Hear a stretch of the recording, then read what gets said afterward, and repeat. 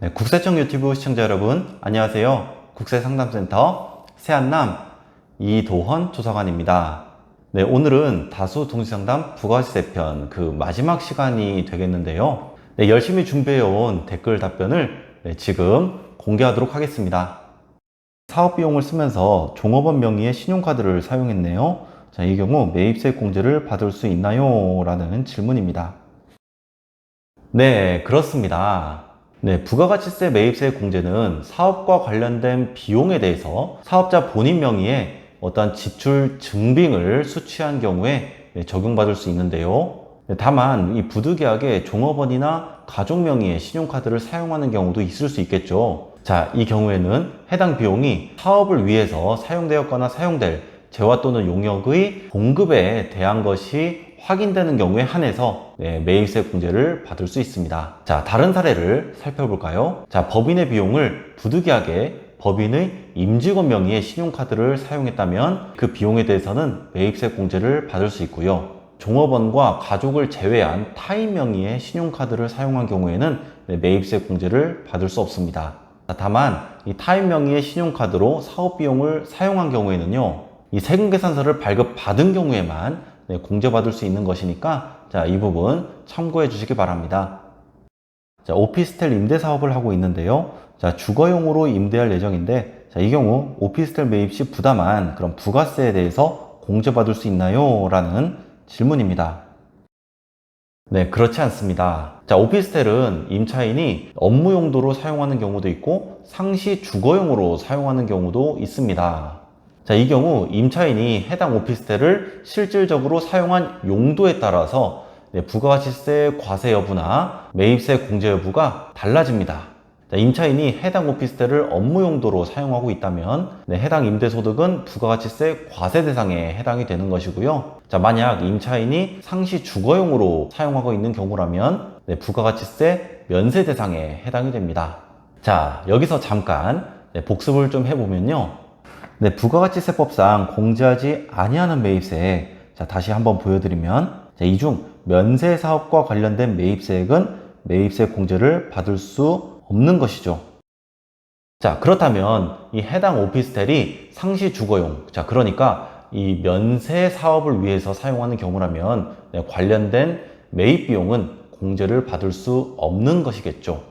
자, 물론 이 해당 오피스텔에서 발생한 임대료도 부가가치세 면세 대상에 해당이 됩니다. 자, 물품을 구매하고 일반 영수증을 받았는데요.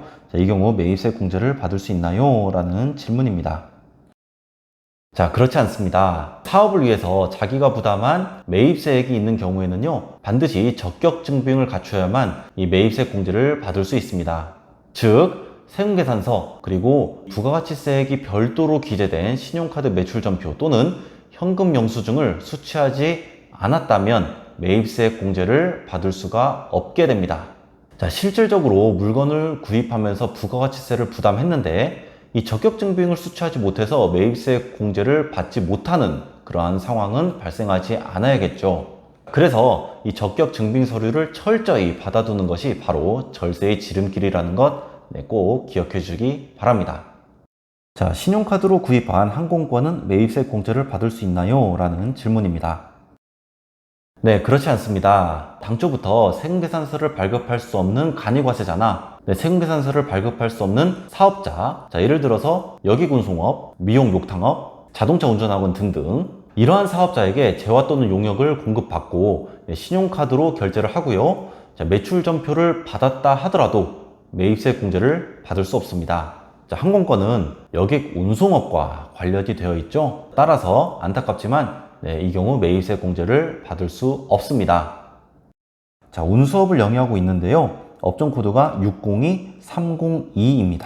자, 그런데 같은 일을 하시는 분의 업종 코드가 602305로서 간이과세로 변경되었다고 하던데 자, 저는 공급 대가가 8천만 원 미만임에도 간이과세로 변경되지 않았습니다. 자, 왜 그런 거죠? 라는 질문이네요. 네, 이번 세법 개정으로 직전 연도 공급 대가 합계액이 8천만 원 미만인 경우에는 간이과세를 적용받을 수 있는데요. 자, 예를 들면 소매업의 2020년 공급대가 합계액이 8천만 원 미만이면 2021년 7월부터 간이과세를 적용받을 수 있습니다. 또한 2021년 신규 사업자로서 공급대가 합계액이 8천만 원 미만일 것으로 예상되는 그런 사업자도 간이과세를 적용받을 수 있는데요. 자, 다만 이 간이과세 배제 업종을 영위하는 경우에는 직전 연도 공급대가 합계액이 8천만 원 미만에 해당이 되더라도 간이과세를 적용받을 수 없습니다. 자, 그렇다면 이 간이과세 배제 업종, 자, 한번 살펴볼까요? 자, 이 내용은 국세청 고시 내용인데요. 제 4조를 보면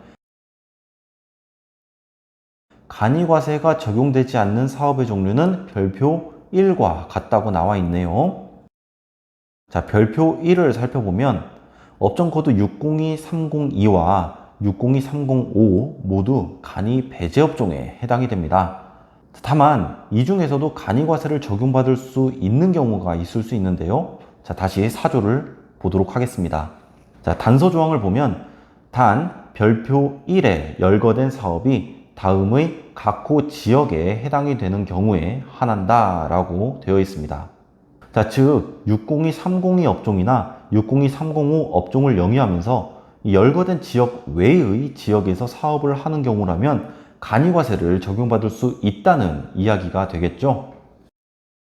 자, 결국 이번 질문의 경우에는요, 이 업종 코드 문제가 아니라 어느 지역에서 사업을 영위하고 있는지에 따라 이 간이과세 적용 여부가 결정된 것으로 추정이 됩니다. 이 내용 참고해 주시기 바랍니다. 네, 오늘의 마지막 질문입니다. 2021년 6월 14일 전 세입자 A가 퇴거하고 6월 15일 새로운 세입자 B가 들어왔습니다. 자, 보증금 2천만 원에 월세 150만 원인데 이런 경우에는 신고서를 어떻게 작성해야 하나요? 라는 질문입니다. 우선 홈택스 입력 전에 이 질문에 대한 과세 표준을 한번 구해볼까요? 부동산 임대업에 대한 공급가액은 임대료와 보증금 등에 대한 간주임대료, 관리비 수입의 합계액입니다. 우선 A에 대한 공급가액을 구해보면요. 질문상 계약 내용이 불분명하기 때문에 2021년 1월 1일부터 퇴거한 2021년 6월 14일까지 받은 월 임대료가 850만 원이라고 가정을 해보겠습니다. 자, 그러면 이 850만 원이 바로 과세 표준에 포함되는 월 임대료가 됩니다. 보증금 등에 대한 간주임대료는 2천만 원에 1월 1일부터 6월 14일까지의 기간인 165일을 곱한 후 1.2%를 곱해주고 이를 365분의 1로 곱해주면 계산이 됩니다. 자, 그러면 108,493원이 나오게 되는 것이죠. 자, 이제 B에 대한 공급가액을 구해보도록 하겠습니다. 자, 부동산 임대업의 공급 시기는 대가를 받기로 약속한 때입니다. 자, 그러면 6월의 월세를 7월에 받기로 계약한 경우라면 이번 부가가치세 신고 때 과세 대상 월세액은 없고 간주임대료만 과세 대상에 해당이 될 텐데요. 자, 구해보면 2천만 원에 16일을 곱하고 1.2%를 곱한 후 365분의 1을 곱해주면 1,520원이 나옵니다. 자, 그러면 결론 861만 9,013원이 바로 과세 표준이 되는 것입니다. 자, 이 내용을 홈택스에 입력을 해볼까요? 자, 저는 부동산 임대 공급가액 명세서 처리 화면에서 설명을 드리도록 하겠습니다. 자, 임차인 조회 버튼을 클릭하시면 전 세입자 A의 내역이 조회가 될 것입니다. 자, 여기에서 퇴거일을 입력해야 하는데요. 일자 수정 버튼을 클릭하면 이렇게 퇴거일을 입력할 수 있도록 활성화가 됩니다. 자, 입주일은 입력하지 않은 채 퇴거일에 2021년 6월 14일을 입력해 주시면 됩니다. 자, 그러면 이렇게 보증금 이자 부분과 월 임대료 금액이 자동으로 계산이 되는데요. 자, 그런데 우리 월 임대료는 850만 원이기 때문에 월 임대료 합계액을 850만 원으로 수정을 해주시면 됩니다. 자, 이를 확인하셨다면 입력 내용 추가 버튼을 누르시면 됩니다. 자, 이제 새로운 세입자 내역을 입력해야 하는데요. 자, 세입자의 납세자 번호를 입력하시고 일자 수정 버튼을 클릭하신 후 퇴거일은 입력하지 않은 채 입주일에 2021년 6월 15일을 입력하시면 됩니다. 그리고 동, 층, 호수, 면적을 각각 입력을 하시고 보증금에 2천만 원을 입력하면 이렇게 보증금 이자가 자동으로 입력이 되고요.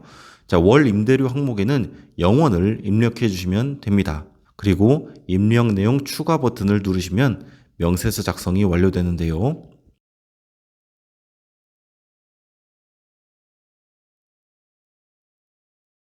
월 임대료 부분 850만 원은 과세 세금 계산서 발급분에 기재가 되어야 되는데요. 자, 이 부분은 여기 작성하기 버튼을 클릭하셔서 전자세금 계산서 불러오기 기능을 활용하시거나 종이 세금 계산서를 발급하셨다면 해당 내역을 입력하시면 됩니다.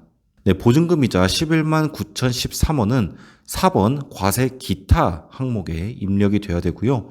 자, 작성하기 버튼을 클릭해서 들어가시면 4번에 11만 9,013원을 그대로 입력해 주시면 되겠습니다. 네, 보다 자세한 내용은 댓글에 참고할 영상을 첨부해 드리도록 할 테니까요. 자, 이 부분 참고해 주시면 좋을 것 같습니다.